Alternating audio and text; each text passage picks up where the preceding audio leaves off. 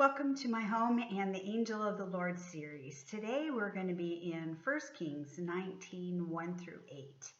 And this is the story of Elijah. Elijah was one of the great prophets in the Old Testament in Israel. And he has just done the greatest work that he did, and that is when he met all of the Baal worshipers on top of Mount Carmel. And there was a showdown between the two, and God answered Elijah's prayer and rained down fire and consumed the altar. And then after that, Elijah took care of the prophets of Baal, and then he prayed for rain. And it took a while, but a small cloud came and turned into this mighty torrential rain. And Ahab, the king at the time, which is a very wicked king, and his wife was even worse than him, Jezebel,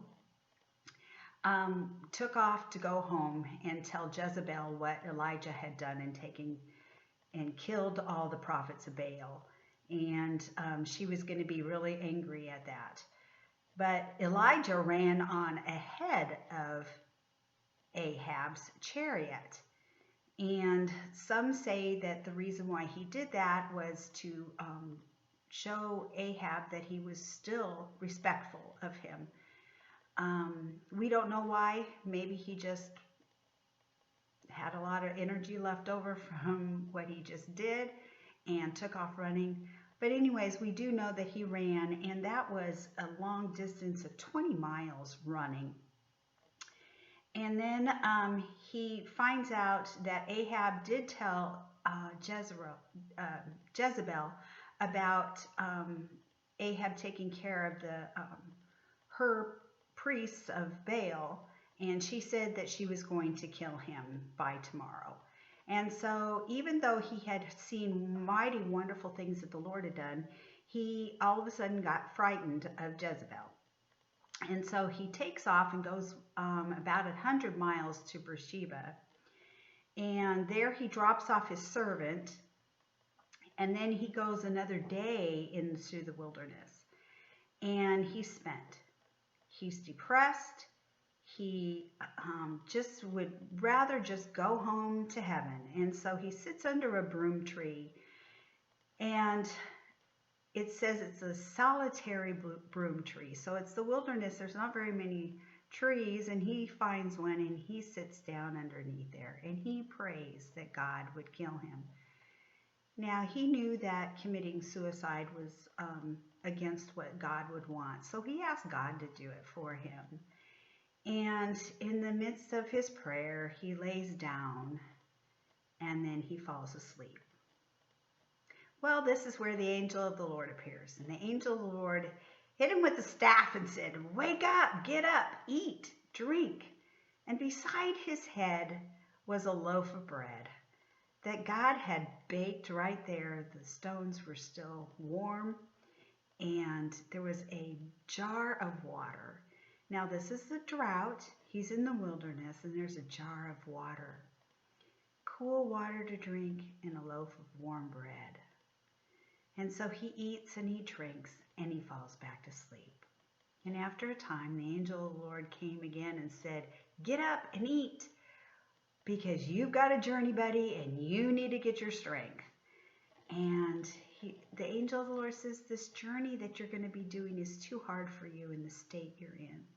So he ate and he drank, and that food was enough sustenance to get him to go 40 days and 40 nights to a cave where he's going to meet the Lord again.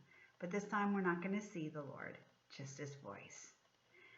So if you want to read more about it, you can find that in 1 Kings chapter 19. It's an exciting story, and all of Elijah's life was exciting. What's our takeaway from this? Well, I've got quite a few things that I've pulled out from this. God cares about our physical needs. God understands that depression can be caused by stress, by lack of food, lack of sleep, And just a depletion of energy can cause somebody to be down. And God understands that. And God didn't get angry with Elijah's words of despair when he said, just go ahead and kill me now. God didn't get angry. And God supplied Elijah's physical needs. He baked him bread and brought him a jug of water. And God supernaturally supplied Elijah for his needed strength for his next calling. He had to go 40 days and 40 nights. Now, the 40 days and 40 nights is a pretty good picture also. That's how long Moses was up on the mountain getting the law from the Lord. That's also the time that Christ went into the wilderness to pray and then was tempted. 40 days and 40 nights. So it's a very important time slot also. God will give us what we need to do what he has called us to do. If you think that you don't have the strength or the ability to do what God has asked you to do, he will bring people alongside you to help you. He will give you the energy that you need. He will bring you the tools that you need to do what he has asked you to do. He never asks us to do anything that he will not supply the need for and not strengthen us to do. And that is a very big promise that we can pull out of there, that God will never, ever ask us to do something that he is not full in with us. God impacts us to do what he wants us to do. So, my friend, whatever God has called you to do, don't worry about it. Just go forth.